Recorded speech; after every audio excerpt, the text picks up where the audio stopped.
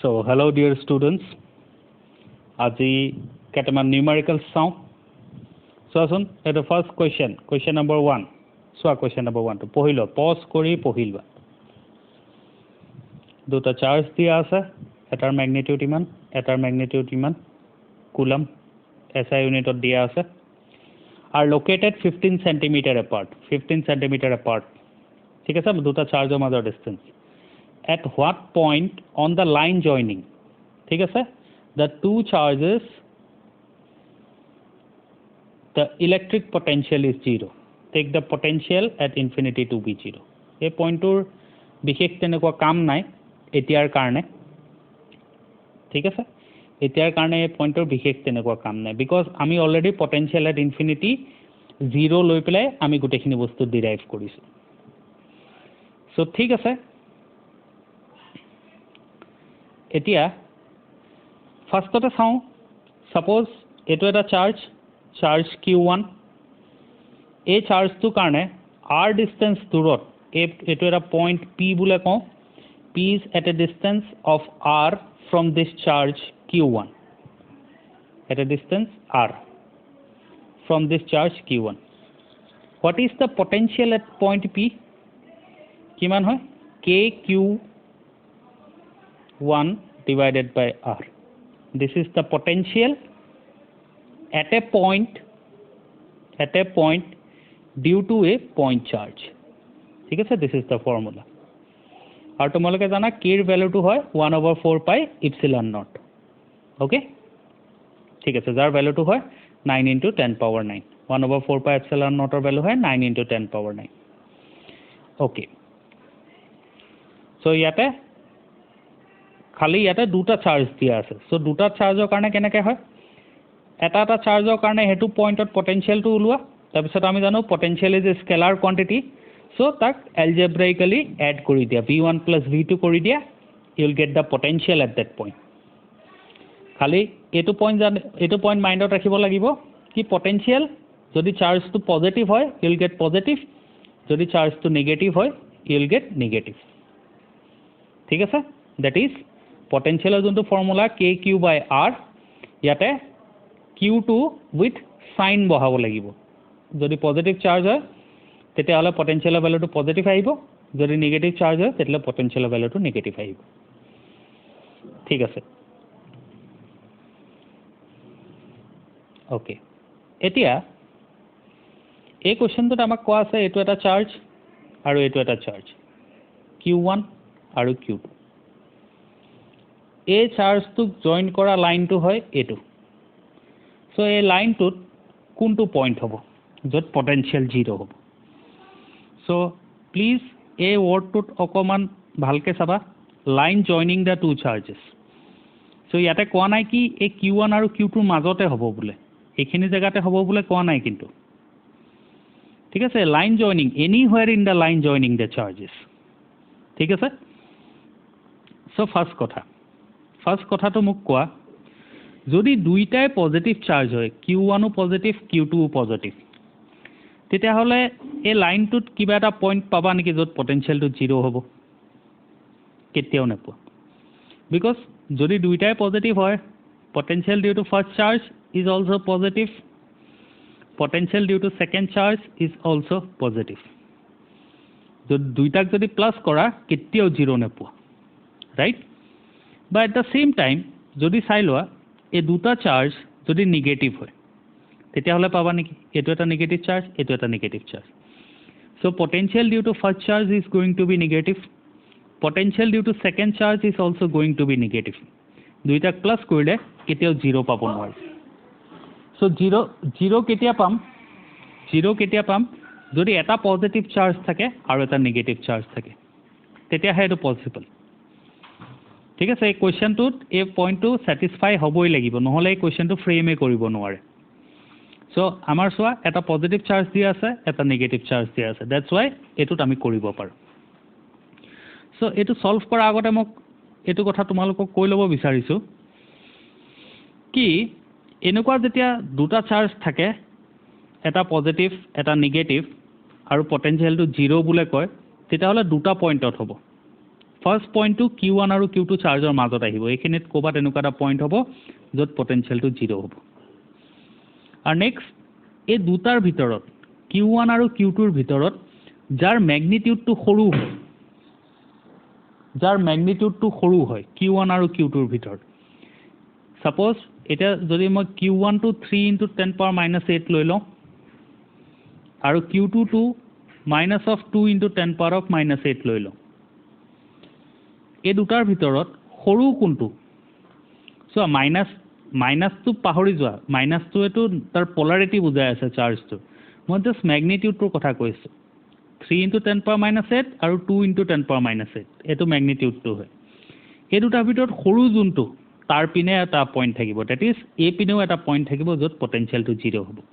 এটা পইণ্টটো ইয়াতে থাকিবই আৰু এটা পইণ্ট ইয়াতেও ক'বাত থাকিব ঠিক আছে লাহে লাহে আমি গম পাম কি কিয় এ পিনেও এটা পইণ্ট থাকে এ পিনে কিয় নাথাকে বেছি চাৰ্জটো ম্যাগনিটিউডৰ ওচৰত কিয় নাথাকে ঠিক আছে এই বস্তুটো ফাৰ্স্ট চেপ্টাৰৰ ইলেক্ট্ৰিক ফিল্ডৰ লগত অকমান ইকুৱেল হয় সো যদি তোমালোকে ৰিলেট কৰিব পাৰিছা তোমালোকে গম পাই যাবা এ পিনে কিয় নাথাকে ঠিক আছে যদিও গম পোৱা নাই মই পিছলে লাহে লাহে তোমালোকে গম পাই যাবা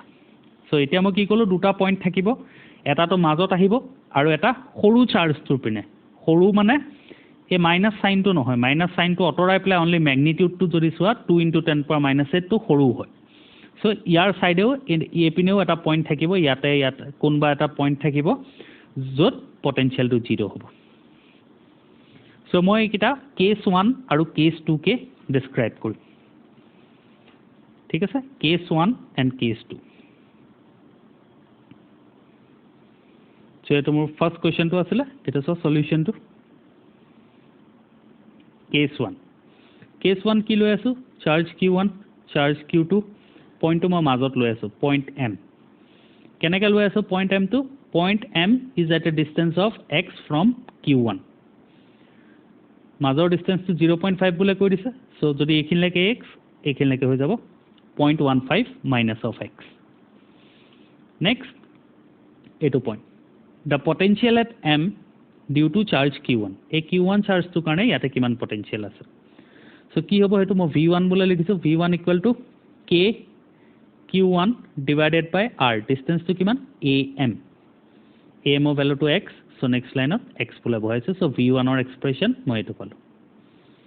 V1 = Q1 = এটো বহালো V1 or value এটো পালো next similarly a point of potential due to discharge এটো so the potential at M due to charge Q2 V2 value বুলে লিখিছো এটো V2 = কি হ'ব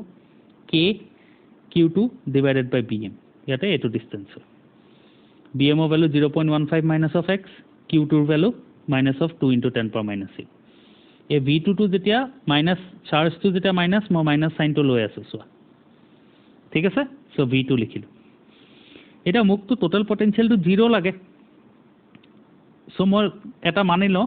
কি let at point M the total potential is 0 ঠিক আছে এটো so let the potential at M is 0 মানে কি V1 + V2 = 0 V1 এর ভ্যালু এটো আসলে V2 এর ভ্যালু এটো = 0 এটা সো ইয়াতে 1/4πε0 * 10⁻⁸ কমন আহি যাব তেতিয়া হলে এটো 10⁻⁸ 10⁻⁸ ক্যান্সেল আউট হৈ যাব সো মই পাই যাম এটো পাই যাম 3 divided by x minus of 2 divided by 0.15 minus of x equal to 0 এটো সলভ কৰিলে মই এটো পাম আৰু ফাইনালি মই এটো পাম x equal to 0.09 meter which is as good as 9 centimeter তাৰপিছত মই স্টেটমেন্টটো লিখিম thus the potential is 0 at a point which is at a distance of 9 centimeter from the charge Q1 towards right ঠিক আছে এই charge x of value to 9 centimeter পালা এই point M তো ক'ত আছে Q1 ৰ পৰা 9 centimeter দূৰত towards right এপিনেও হ'ব পাৰে only 9 centimeter বুলে কৈ দিলে এপিনেও হৈ যাব পাৰে so 9 centimeter towards right ঠিক আছে so first case to মই solve কৰিম এটা next আৰু এটা কেস হ'ব ইয়াতে আৰু এটা পইণ্ট ক'ত আহিব দুটা ভিতৰত সৰু কোনটো এটো so এপিনেও এটা পইণ্ট থাকিব য'ত পটেনচিয়েলটো 0 হ'ব এটো মই কেস নাম্বাৰ 2 বুলে ডিসকাস কৰিম ঠিক আছে so This is case number 2. So point M to লৈ আছো at a distance x from B পৰা x distance দূৰত লৈ আছো. So potential ওলাও. First, potential at M due to charge Q1. Formula V1 equal to K Q1 AM. এইটো পইণ্টৰ পৰা এইটো চাৰ্জলৈকে ডিষ্টেন্সটো হয় AM. So AM লিখিছো, AM ৰ ভ্যালুটো হ'ব 0.15 plus x. ঠিক আছে, AM ৰ ভ্যালুটো এইটো লিখিলো, Q1 ৰ value 3 into 10 power of minus 8. So V1 টো পাই গলো মই এইটো. V1 equal to this. Similarly, এইটো পইণ্টত potential ওলাও due to discharge. কিমান হ'ব? V2 বোলা লিখো 1/4 pi epsilon naught Q2 divided by BM. এইখিনিৰ পৰা distance to BM. এইটো যদি সলভ কৰো V2 ৰ ভ্যালুটো এইটো পাম। V2 equal to এইটো পাম। চাৰ্জ তো -2 আছে, এইকাৰণে মই -2 লিখিছো। BM ৰ ভ্যালুটো x, এইকাৰণে x লিখিছো। এটা next total potential to 0. Total potential 0. That's why মই কি কৰো? Let the potential at M is 0. This implies V1 plus V2 equal to 0. V1 ৰ ভ্যালু বহালো, V2 ৰ ভ্যালু বহালো equal to 0. এটা আকৌ 1/4 pi epsilon naught 1/4 pi epsilon naught 10 power minus 8 10 power minus 8 cancel out হৈ যাব। So মই finally এইটো পাই যাম। এইটো সলভ কৰিলে x ৰ ভ্যালুটো পাবা 30 সেন্টিমিটাৰ। ঠিক আছে, x ৰ ভ্যালুটো পাবা 30 সেন্টিমিটাৰ। সো আকৌ 30 সেন্টিমিটাৰটো ডিফাইন কৰিছো, x ৰ ভ্যালুটো সক ক'ৰ পৰা আছিল? এইখিনি 30 সেন্টিমিটাৰ বুলি কৈছে। মানে মই এনেকৈ ক'ব পাৰিম at a point which is 30 centimeter towards the right of Q2, the potential is 0. বা মই এনেকৈও ক'ব পাৰিম at a point 45 centimeter from charge Q1 towards right, the potential is 0. ঠিক আছে, সো এনেকুৱা প্ৰবলেম সলভ কৰোঁতে এই কেস 1 আৰু কেস 2 কিটা ভালকে দুটা কেসতে সলভ কৰিবা। Sorry. Next one. Next a problem to পঢ়া।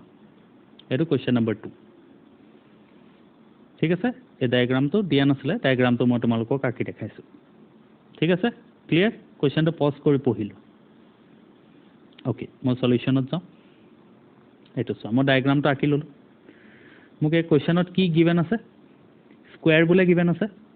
So AB equal to BC equal to CD equal to DA, which is equal to √2 meter. That is given information. Next, মই এটা মানিলো, let O be the center of the square.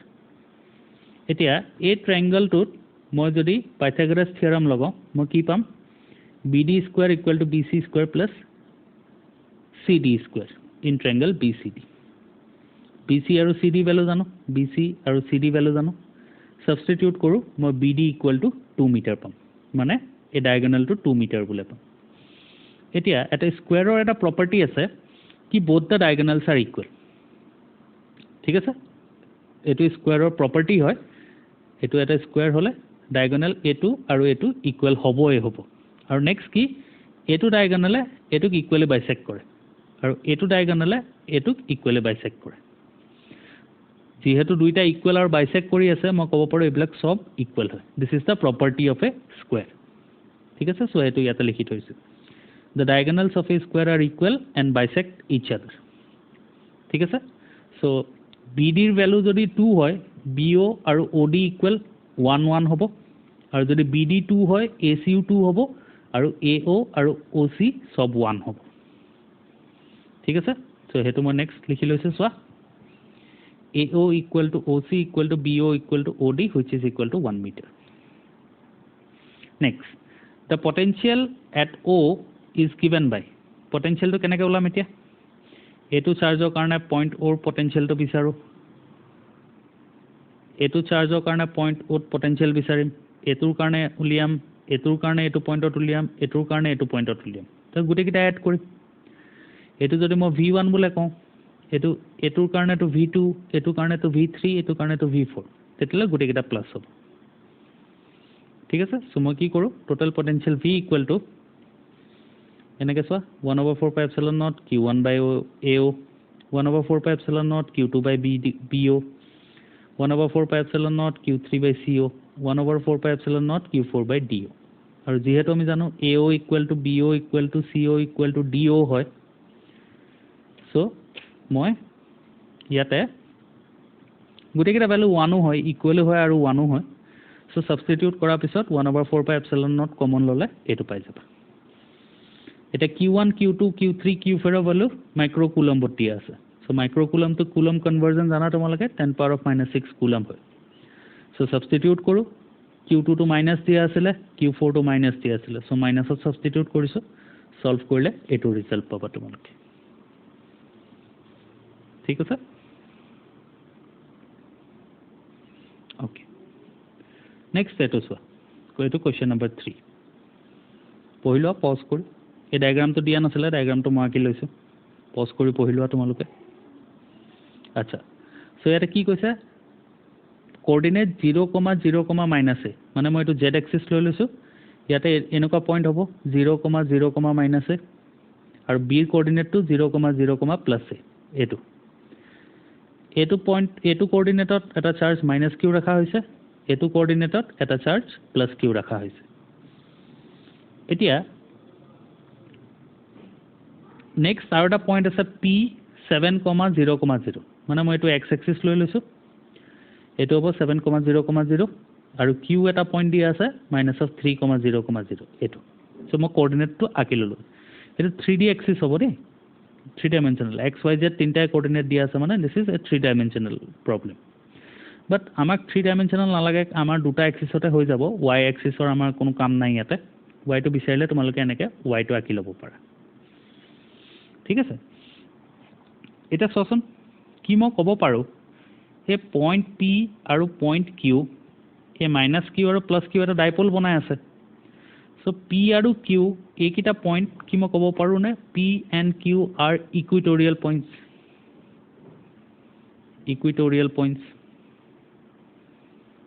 হয় নহয় Equatorial point কি আছিল ডাইপোলটোৰ পাৰপেন্ডিকুলাৰ বাইসেক্টৰত point হলে Equatorial point হ'ব and what is the potential at a equatorial point due to a dipole it is 0 so year potential 0 ইয়াতেও potential 0 এটা p পৰা q লৈকে যদি চাৰ্জ এটা লৈ যোৱা ওয়াৰ্কটো কিমান হ'ব কি মই ক'ব পাৰিম ওয়াৰ্কটো হৈ যাব টেষ্ট চাৰ্জ বুলে কৈছে কাৰণে q নট বুলে লৈ লওঁ q not into potential at q minus of potential at p ঠিক আছে জোৰ পৰা জোৰ লৈকে লৈ যোৱা p পৰা q লৈকে নিবা নহয় সো পটেনশিয়াল ডিফাৰেন্সটো vq minus of vp হ'ব ঠিক আছে এটো 0 সো ওয়ার্ক ডান তো কিমান আহি যাব 0 so answer will be 0 here ঠিক আছে এটোকে অকমান এনেকে লিখি দেখাইছো সোৱাচোন এটো সোৱা ফার্স্টতে কলো charge +q and -q constitutes a dipole points p and q are equatorial points ঠিক আছে next the potential at any equatorial point due to a dipole is always 0 so vp equal to vq which is equal to 0 so work done to কিমান লিখিম তে charge বলে কৈছে এখানে q not বলে লৈছো q not into vq minus of vp so this implies work done is 0 ঠিক আছে okay so next এটো problem number 4 এটো সো একবার পজ কৰি পঢ়িলো ঠিক আছে তে মই আগবাঢ়ো কেনেকৈ হ'ব এটো এটো কি দিয়া আছে 4 into 10⁻⁹ সেন্টিমিটার হয় না it is not centimeter it is coulomb meter c to capital আছে coulomb meter ঠিক আছে this is dipole moment p equal to কি আছিল one of the charge q into distance between the two charge which we represent as twice a so q into twice a is the dipole moment the vector quantity হয় direction to কি আছিল from negative to positive negative over positive লৈকে ইয়াৰ direction আছে ঠিক আছে so first point is short dipole বলে কৈ দিছে short dipole মানে কি r is much greater than a ঠিক আছে short dipole কাৰণে আমাৰ ডেৰিভেশন ওলোৱা আছে আচ্ছা তেমন চাও ফাৰ্ষ্ট পাৰ্টটো চাওঁ ইয়া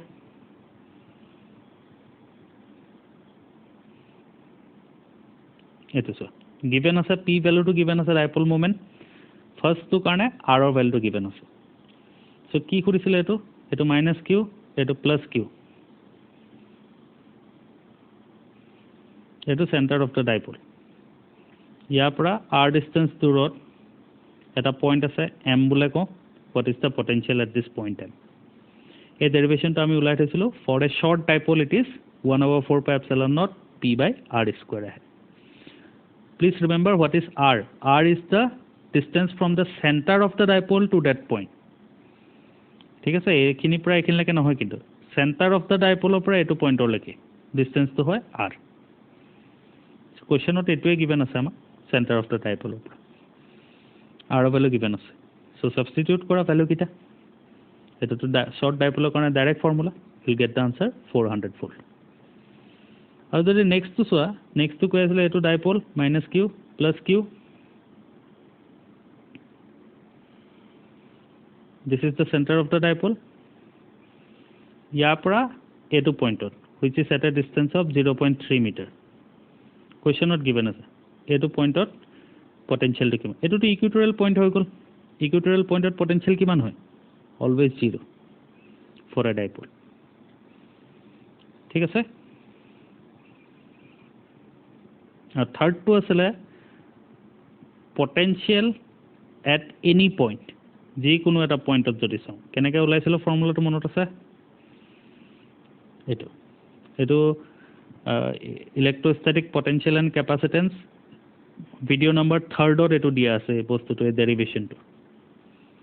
যদি তোমালোকে ভালকে চোৱা তাতে এটো পাবা এই কোৱেশ্চনটোত r ভ্যালু গিভেন আছিল আৰু থিটা ভ্যালু গিভেন আছে সো যদি সাবস্টিটিউট কৰা you'll get the answer 200 volt okay so thank you